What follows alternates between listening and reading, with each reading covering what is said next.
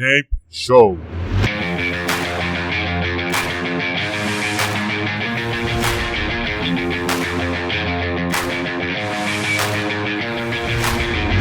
Bienvenidos, este es el episodio número 6 de Nape Show.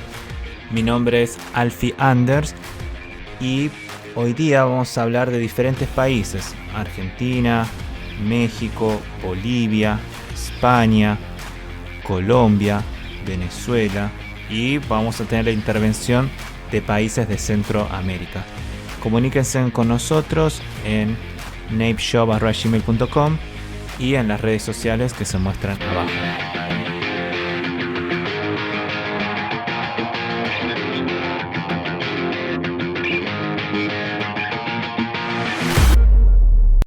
Bueno, vamos a empezar con Bolivia. Aún en Bolivia se sigue hablando sobre el problema de fraude electoral por parte de Evo Morales. En todo este problema, quien emergió como un líder inesperado fue Camacho, líder del Comité Cívico de Santa Cruz. Su imagen se fue haciendo cada vez más fuerte, a tal punto que anunció el fin de semana, había anunciado un llamado que le daba 48 horas al presidente Evo Morales para que renuncie a su cargo. Las 48 horas se cumplían el lunes pasado. Ante esta amenaza, Evo Morales había ya hecho un llamado a nivel internacional de un posible golpe de Estado al recibir de alguien, de un ciudadano como Camacho, un ultimátum de 48 horas para que renuncie. Evo Morales, su estrategia fue reunirse con las fuerzas sociales, con los sindicatos, y tratar de tomar medidas para contrarrestar esa fuerza. En el otro lado opositor, Carlos Mesa, recordemos que Carlos Mesa se había presentado el candidato opositor para las elecciones nacionales bolivianas, anunció que Evo tiene en sus manos la salida pacífica y democrática.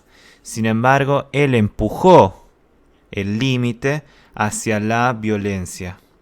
Algo muy racional y lógico si es que observamos las consecuencias que vinieron después de las elecciones.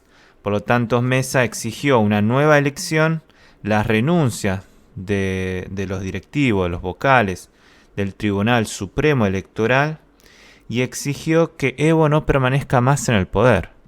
Una vez cumplidas las 48 horas, Camacho, para sorpresa del oficialismo, de los partidarios del gobierno de Evo Morales, logró que cada uno de los representantes de los comités cívicos de los departamentos de los estados de Bolivia asistieran aquella noche a Santa Cruz después del ultimátum de 48 horas. Esperando cuál era el anuncio, un montón de gente asistió con marchas, apoyo, banderas de Bolivia. Y mientras tanto que se rumoreaba entre los diferentes anuncios que se podían hacer, se sorprendió con un anuncio en particular. El ultimátum de renuncia implicaba el armado de una carta que se le iba a entregar en la mano a Evo Morales, aduciendo que todos los estados, los departamentos de Bolivia, exigen su salida, y firmado por cada uno de sus representantes de los comités cívicos representantes del pueblo de aquellas provincias y estados. Mientras esto sucedía en Santa Cruz de la Sierra, algo inesperado ocurrió en La Paz. El helicóptero en el cual estaba Evo Morales tuvo un problema y repentinamente cayó. Ahora, la pregunta que tenemos que hacernos es: ¿esto está preparado? ¿Fue preparado para el momento de lo que se iba a anunciar? Y es muy probable. Realmente, en lo que nos muestra la historia, nuevamente hay que basarse en datos. La mayoría de estos líderes socialistas, populistas, como se enamoran del poder, buscan estrategias que busquen justificar su acción posterior, tanto a nivel nacional como internacional. Arman una escena. Esto sirvió para hablar de denuncia de golpe nuevamente y de un intento de no sabemos quién, va a haber investigaciones, pero un intento de hacer daño al presidente de Bolivia. Mientras tanto, el representante de Bolivia en la Organización de Estados Americanos exigía una audiencia extraordinaria en el Consejo Permanente, donde se expuso la situación y se presentó a líderes como Mesa y el nuevo líder que emerge, a Camacho, como ideólogos y estrategas del próximo golpe de Estado que se estaba armando. Más de 14 países de la OEA firmaron un documento donde se exige que haya una salida democrática. Por su parte, las Fuerzas Armadas bolivianas, quienes habían recibido una carta de Camacho y de los comités cívicos para que se unan al movimiento y hagan voltear a Evo Morales, las Fuerzas Armadas anunciaron que van a velar por la supuesta democracia, por la unidad y la integridad, y que ellos se iban a mantener al margen y, sin decir palabras, obviamente apoyar al mandatario presidencial. Y si vamos más allá de Bolivia, yendo al norte, en Venezuela el dictador Maduro, mientras se encontraba en el encuentro antiimperialista contra el neoliberalismo, anunciaba que ellos habían recibido más de 10 ultimátum durante el año y que aún él se encontraba en el poder. Y anunció: desde acá apoyamos al indio que no se va. Al día siguiente, martes, Camacho, junto al documento firmado, tomó el avión directo a La Paz, de Santa Cruz a La Paz. Ya sabiendo que iba a llegar Camacho, los movimientos sociales y los movimientos sociales más los militantes del partido oficialista del MAS y los ponchos rojos evitaron que salieran del aeropuerto de La Paz. Esto implicaba también un apoyo de la policía local para evitar que Camacho salga del aeropuerto. Camacho directamente no pudo entrar a la carta y volvió a Santa Cruz. Sin embargo, tendría su revancha el jueves, cuando aterrizó nuevamente en La Paz, y esta vez con el apoyo de Tuto Quiroga, expresidente de Bolivia, y de Carlos Mesa, el actual candidato opositor para presidente. Con eso peso, recién Evo Morales tuvo que dar marcha atrás y permitir que entraran a La Paz.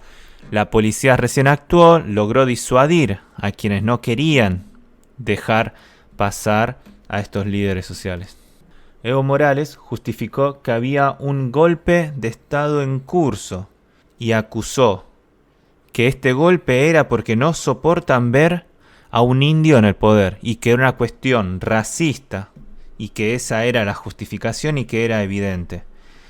El voto para trabajar con los más humildes es lo que él iba a representar ahí en el poder.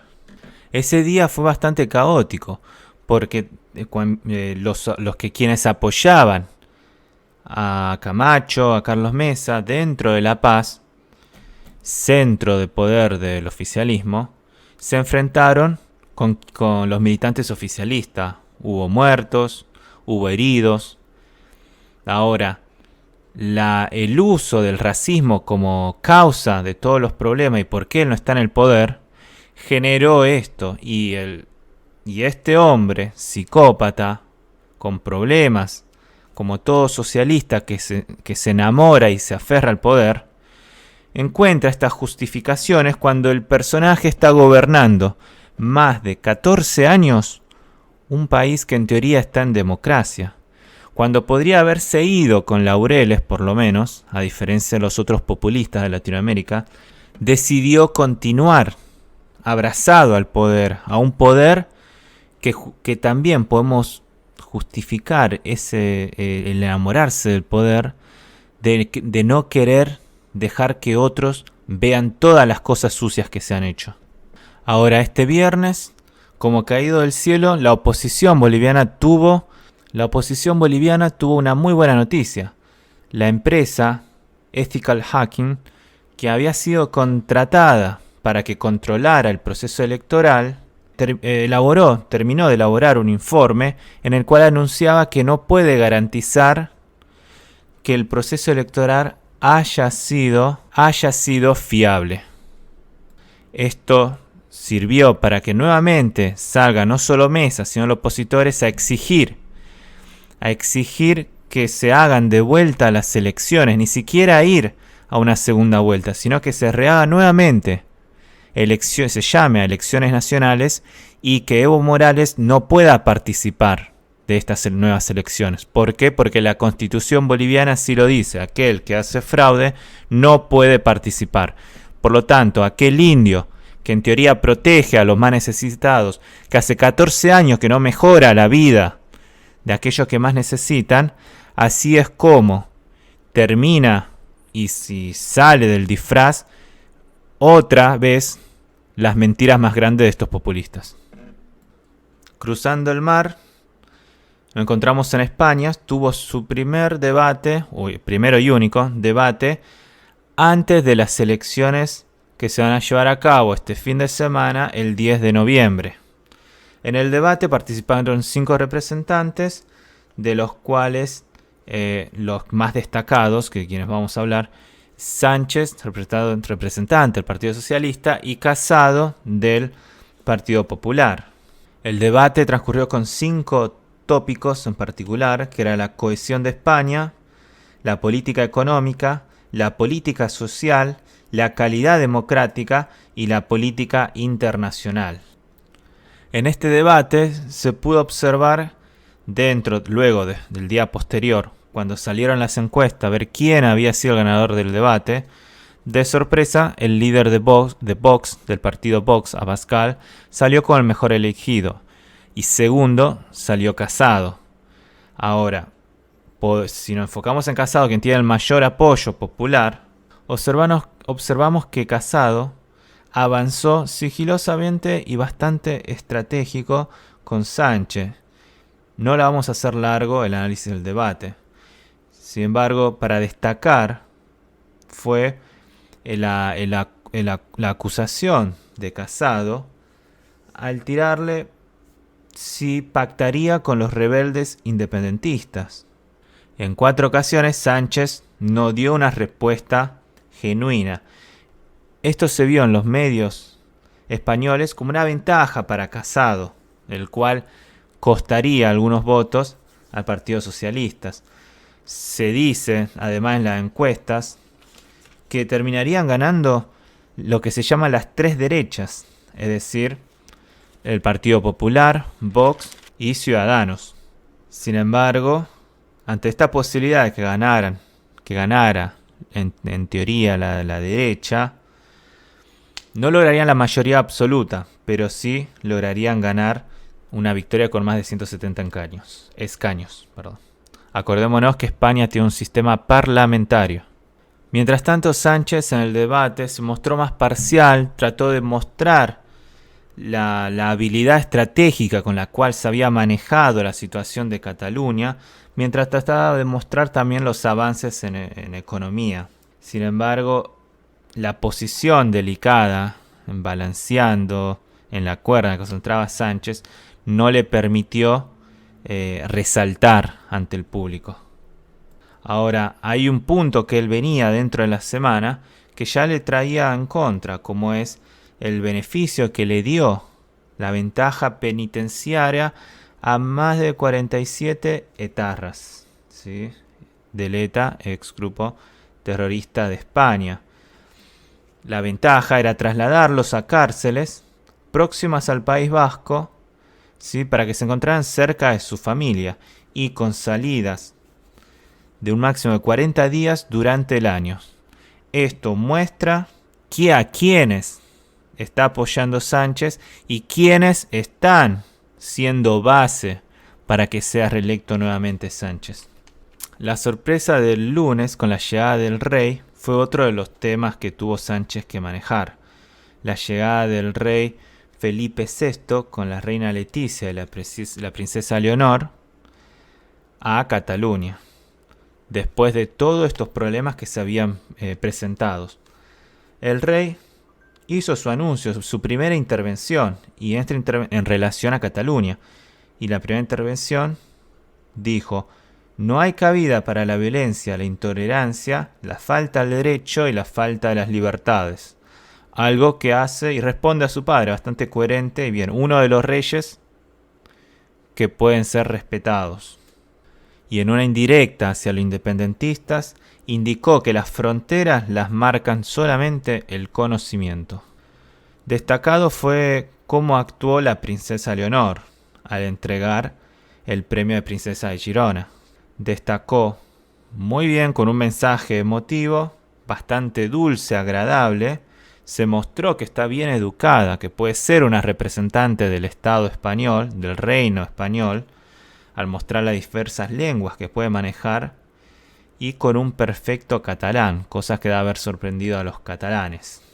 Todo esto transcurría mientras fuera los jóvenes y los rebeldes independentistas protestaban acusando al rey, quemando imágenes del rey, quemando la bandera española, exigiendo que no haya rey y tratando de boicotear todo el proceso de entrega del premio de la princesa de Girona. Este fin de semana se van a llevar a cabo las elecciones españolas y vamos a ver quién sale electo y quiénes van a terminar apoyando a quién.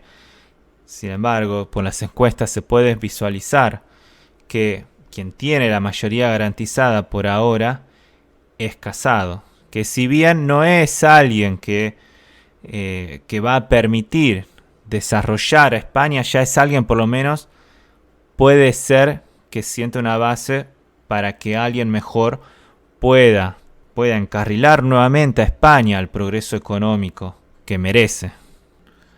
En México aconteció una masacre de la cual ya México nos tiene acostumbrados, lamentablemente. País hermoso, lamentablemente. ¿Qué aconteció? Ocurrió una masacre del clan Levarón. ¿Qué es el clan Levarón? El clan Levarón es una comunidad mormona que se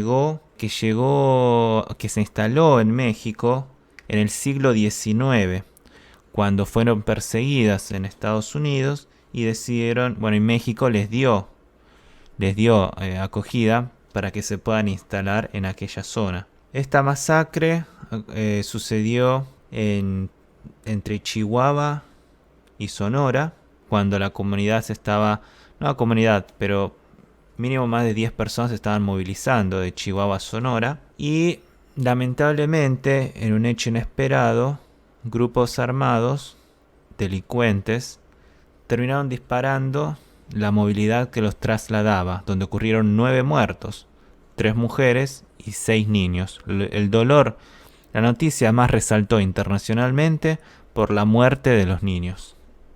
Este hecho es un ejemplo más de cómo los políticos mexicanos, la mayoría, porque no vamos a generalizar, pero la mayoría son cómplices de que suceda esto. Porque si vamos a hablar de estos grupos ilegales no es que se han armado así nomás porque sí, sino que se ha permitido que se armen, y por circunstancias causadas por los mismos políticos, que es no permitir la libertad del individuo. ¿A qué me refiero con esto? El Estado ahogó tanto a los ciudadanos, los trató tanto como un feudo, los políticos, la mayoría de los políticos mexicanos en su historia, que se olvidó de cuidar del ciudadano y se olvidó de la libertad de los ciudadanos. Ante esta falta, los ciudadanos no pueden vivir bien, no pueden obtener ingresos razonables, no pueden emprender, no pueden desarrollarse. No tienen oportunidades, no tienen educación, porque el Estado ahoga todos los emprendimientos de lo social, la educación y lo económico. Entonces esa es la razón por la cual estos grupos han aparecido. Esta es la razón. Ahora, ¿cómo combatirlos? Y es aplicar las medidas que nunca se ha aplicado.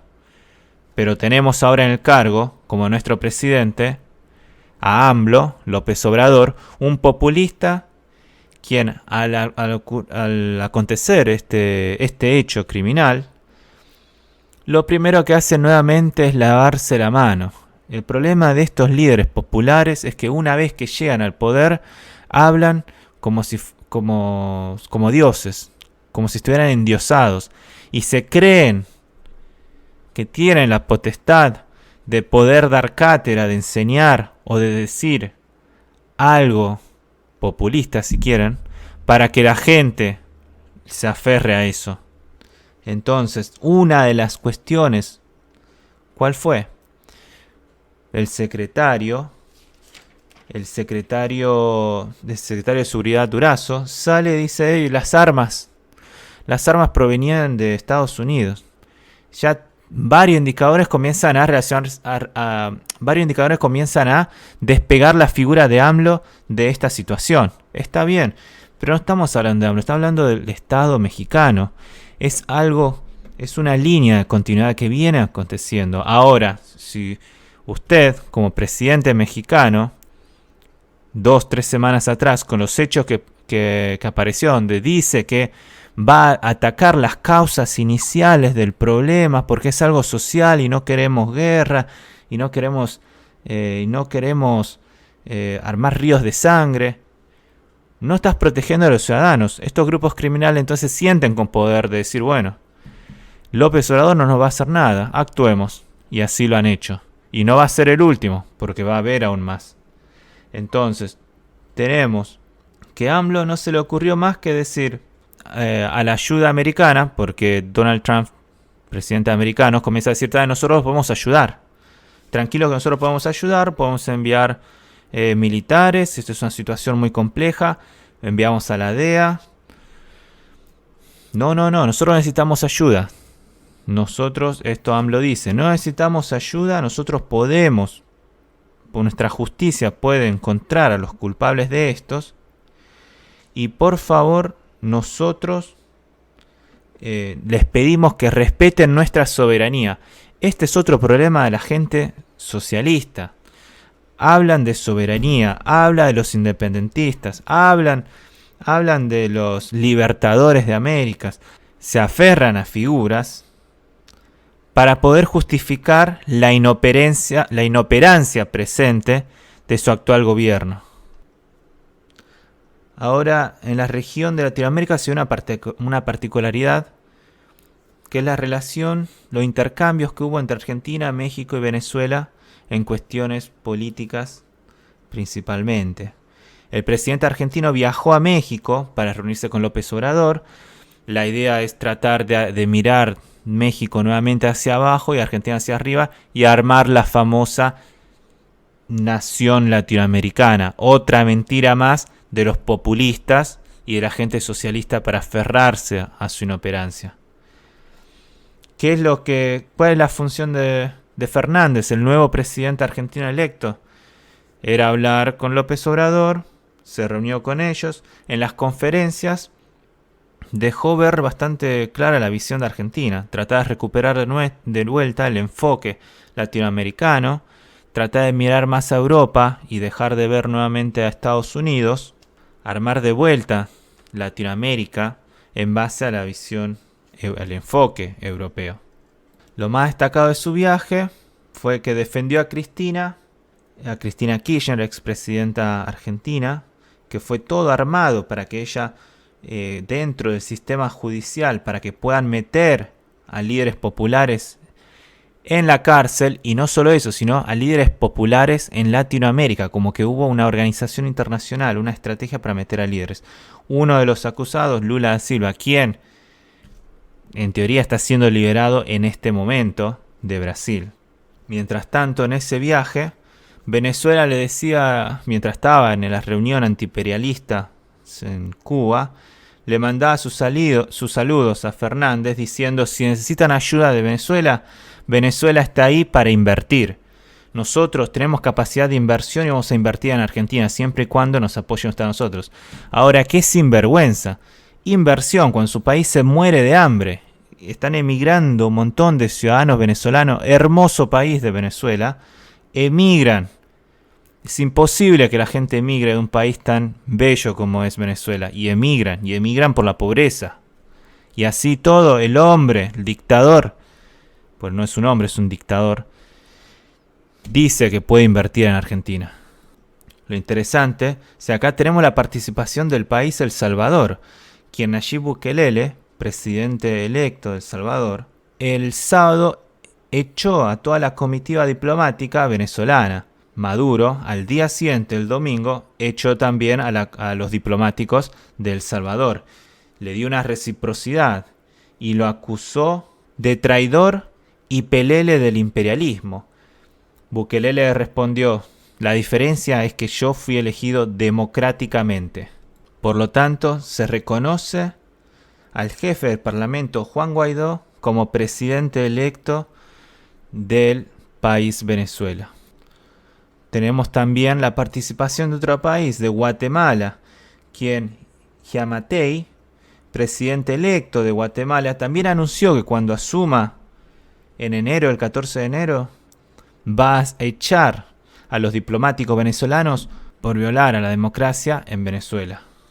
Ahora, lo interesante de esta relación con Argentina es que Alberto Fernández todavía no se define. No se define si apoya o no a Maduro. Sin embargo, es que está balancea entre sí y que no. Ahora, dijo un enunciado en el cual al presidente venezolano no le gustó mucho, en el cual van a apoyar elecciones concertadas con control internacional. Esto implica que no hay un 100% apoyo a Maduro. Ahora, no sabemos todavía el enfoque de Argentina. Vamos a ver qué pasa una vez que asume el nuevo presidente en diciembre. Para terminar, podemos elaborar unos hechos más que acontecieron esta semana que es importante que conozcan. En Chile, los problemas que está teniendo Piñera, aclaramos, quien es considerado conservador, ¿sí? Ahora, un conservador socialista, cedió ante la presión de la oposición socialista para que abra las puertas a un cambio de la Constitución. Hay que ver qué pasa. Ojalá el cambio de la Constitución sea para lo mejor, pero no se ve, así como no se ve en Latinoamérica, embajadores del libre mercado, pensadores políticos que tengan una visión más, la visión de Rothbard, más libertaria, más liberal en lo político y también en lo económico, enfocado en la escuela austríaca, que por historia, por datos, es lo que hace progresar a los ciudadanos. Esto no se ve, y si es que Chile quiere hacer una modificación de su constitución, tiene que tener a estos personajes, tiene que tener a profesionales de estas áreas para que puedan armar una sólida constitución, o los cambios que se requieran sean sólidos, porque estos cambios, si es para beneficiar a las políticas estatistas, para que Chile, de modelo de libre mercado en Latinoamérica, pase a ser uno más de la región, es para frenar la economía y generar más pobres aún. Otro hecho interesante, para que sepan, es lo que aconteció en Colombia. Colombia, quien ha estado con elecciones, más calmadas las cosas, no tan convulsionados. El gobierno de Duque tuvo que presentar la renuncia al ministro de Defensa Botero. La causa, el ordenar un bombardeo contra Cucho. Cucho es un jefe disidente de la FARC, y el cual causó la muerte de más de 7 niños. Esta fue la principal razón por la cual el Senado colombiano presentó una moción de censura y obligó a Botero a renunciar. Nuevo ministro de Defensa de Duque, el actual comandante de las fuerzas colombianas, el general Navarro. Estas son las noticias de esta semana. Da mucho que pensar de los acontecimientos que ha pasado, y esperemos que nos trae en el próximo episodio las elecciones en España. Muchas gracias.